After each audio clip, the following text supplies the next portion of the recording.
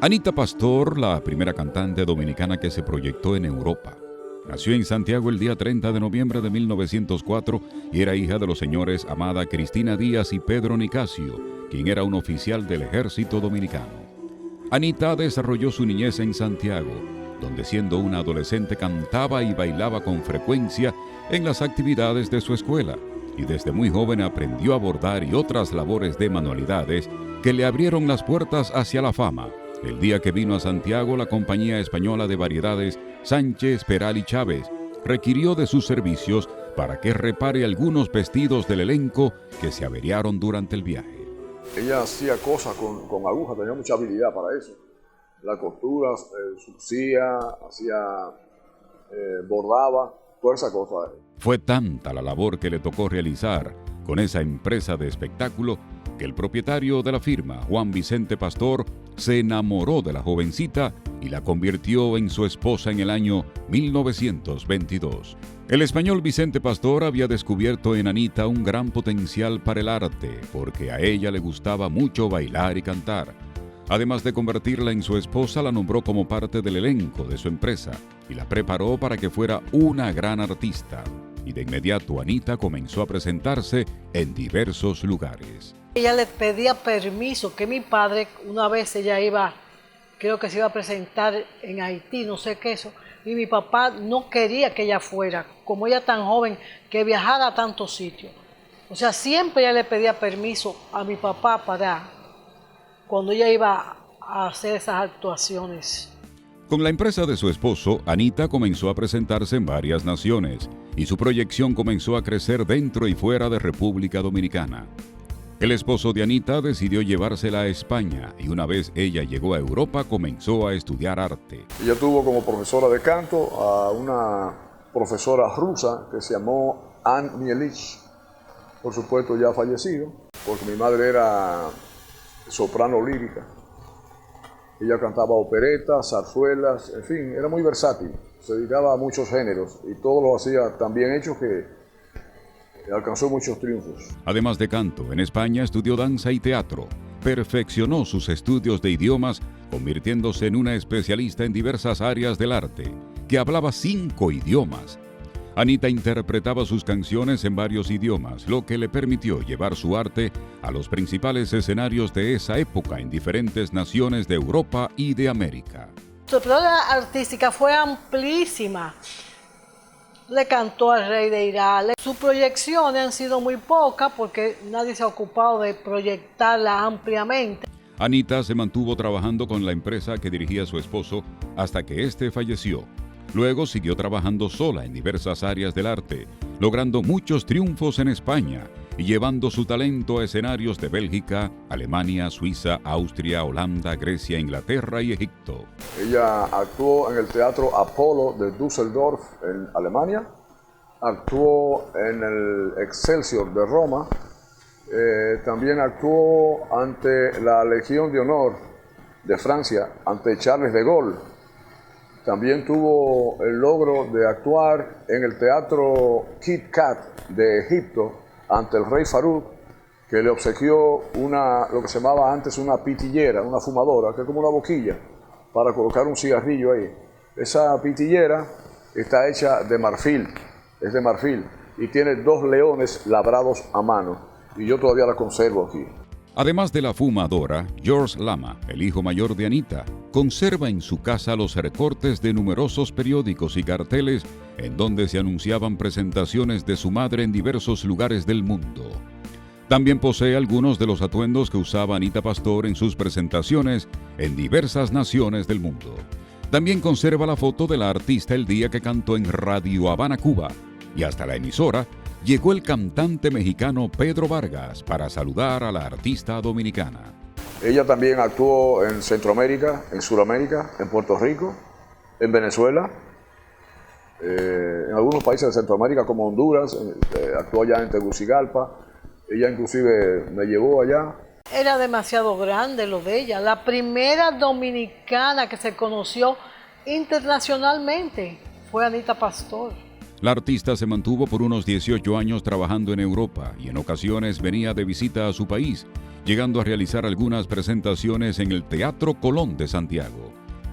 Y precisamente en ese escenario una vez le dio la oportunidad para que interpretara 2 canciones a un joven llamado Eleuterio Brito, mejor conocido como Eduardo Brito, oriundo de Luperón, Puerto Plata, que en ese entonces era limpiabotas en el Parque Duarte de Santiago y estaba esperando que alguien le permitiera actuar en público.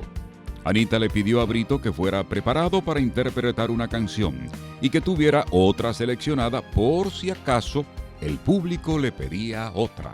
Lindo capullo de alelí, si tú supieras mi dolor, correspondieras a mi amor y calmara mi sufrir, porque tú sabes que sin ti la vida es nada para mí. Tú bien lo sabes, capullito de alelí.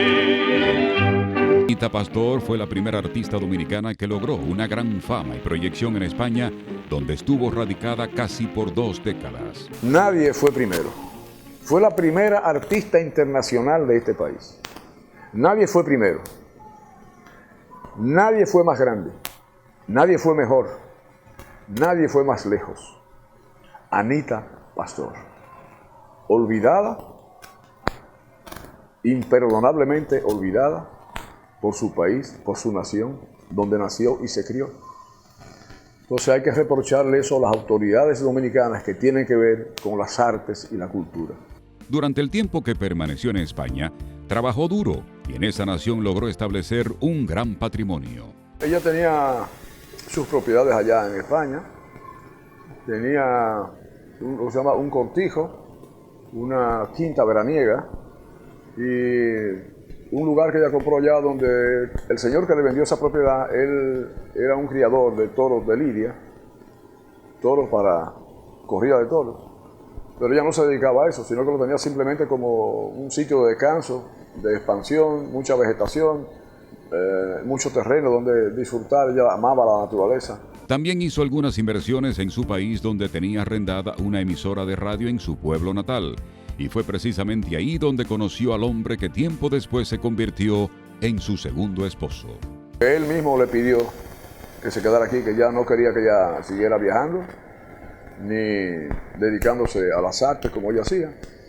Pero ella ya, después de eso, ella se presentó varias veces a algunos teatros de aquí, de la República Dominicana, incluyendo el Teatro Colón de aquella época.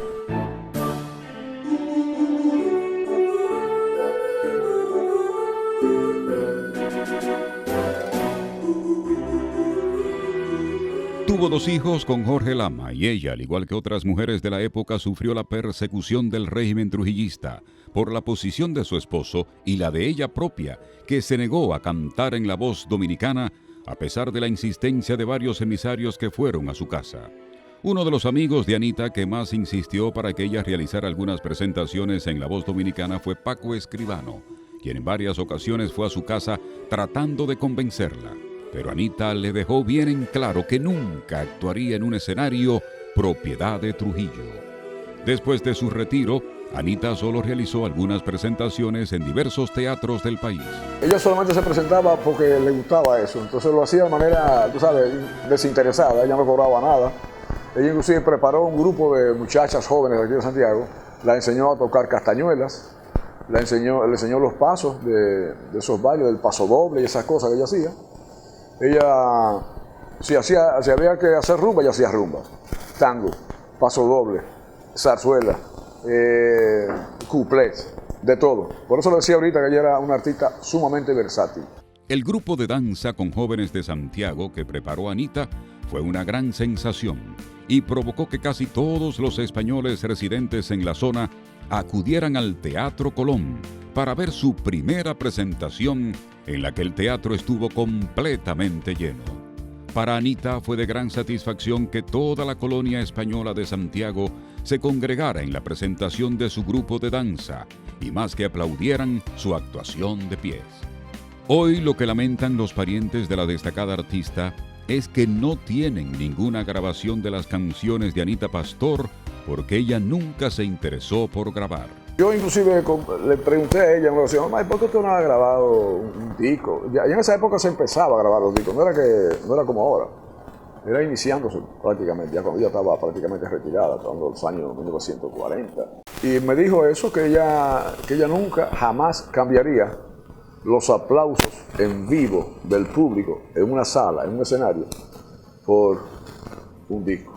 Para los parientes de Anita Pastor, resulta extraño que, conociendo su historia, las autoridades de Santiago nunca han hecho nada para recordar la memoria de esta gran artista. En una ocasión, alguien le dijo a la familia que le pondrían el nombre de Anita Pastor al lobby del Gran Teatro del Cibao, y ellos expresaron su oposición por considerar que eso es muy poco para una mujer con una trayectoria como la de Anita Pastor. Pues yo me he sentido hasta indignado con eso, porque yo entiendo que el desconocimiento es la causa de actitudes y conductas a veces. Muchas de esas personas que han estado dentro de las estructuras orgánicas del Estado, que tienen que ver con el arte y la cultura, desconocen la vida de Anita Pastor. Quizás por eso la han olvidado. Pero ella se merece muchísimo más de lo que se ha dicho de ella y de lo que se ha hecho de ella. En algunas instituciones de Santiago han reconocido la labor de Anita, como el Club de Activo 2030 y Premios La Cotorra, que en el año 1984 rindió un tributo especial por su trayectoria a la destacada artista. Pero nunca las autoridades han reconocido a esa artista muy diferente a lo que ha ocurrido en España, en donde ella recibió varios reconocimientos. Hicieron unos reconocimientos allá, ahí estaba, por ejemplo, alguien que le dedicó un homenaje a ella, un reconocimiento, fue el conde de Cataluña, don Juan de Borbón, que era el abuelo del actual rey de España y el padre del rey antecesor del actual rey de España, don Juan de Borbón, el conde de Cataluña. Anita vivía en la calle 16 de agosto de Santiago, donde falleció el 27 de febrero de 1987. Su muerte causó gran pesar entre familiares, amigos y quienes conocieron su trayectoria artística. Hoy en Santiago, el nombre de esta artista no se proyecta en ninguna parte, porque nada lleva su nombre, y en el único lugar que se mantenía era en el cementerio, y ya la tarja que identificaba la tumba no existe. Para quienes conocen su trayectoria, Anita sigue siendo la primera gran cantante que puso en alto el nombre de la República Dominicana en otras naciones y por eso tiene ganado un puesto en las páginas de la historia artística de nuestro país.